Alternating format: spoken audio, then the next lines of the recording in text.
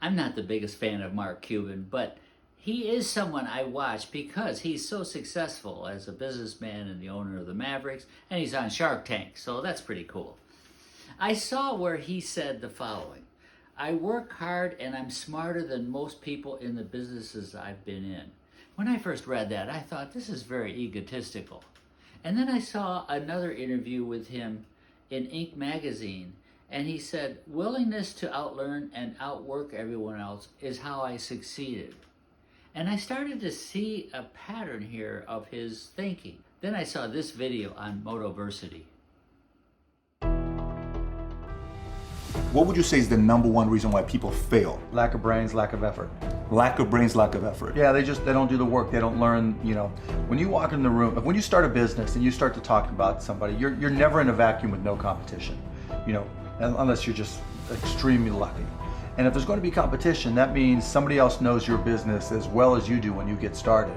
And if you walk into a competitive environment and they still know more about the business than you do and more about your customers, you're going to lose. But most people don't consider that. They don't do the work. They don't learn more about their industry.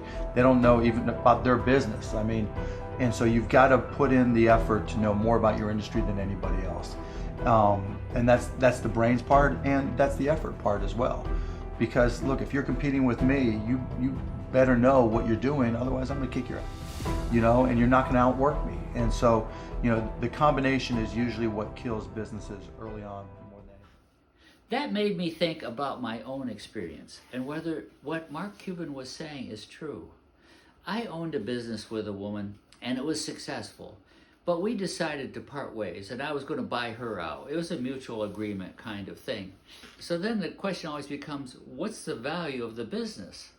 So there's many ways to value a business. I left it to this woman to suggest how we could value the business. She contacted a lawyer, lawyers are always very conservative, and they contacted a valuation business, which was very conservative, and they came up with EBIT or EBITDA, which is earnings before interest and taxes. So they went through all of the numbers and they came up with a starter number. Then they had interviews with me and her.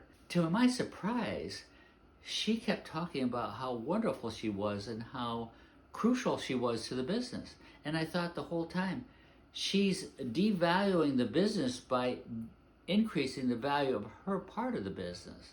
But I thought, hey, let this go because she's making a better deal for me. And in fact, she did.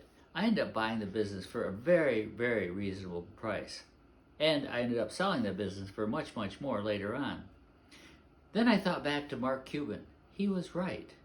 I wasn't smarter than her, but I worked harder in the sense that I researched, how do you value a business? There's future growth. There's the trend line of where it's going. There's EBIT and EBITDA. There's dozens of ways. And I researched those and I read books and I looked up articles and I talked to people. Obviously, she didn't do that. So there's this connection between being the smarter person in the room, as Mark Cuban would say it, and working hard to be that person. I think Mark Cuban is right. You have to be smarter and work harder than other people. And you have to work harder to be smarter. This is how he put it in the video on Motoversity. So when you're thinking about a competitor or an RFT or pitching a business, always think about what Mark Cuban has said. How do I work harder to be smarter than the other person? And that way, you'll win.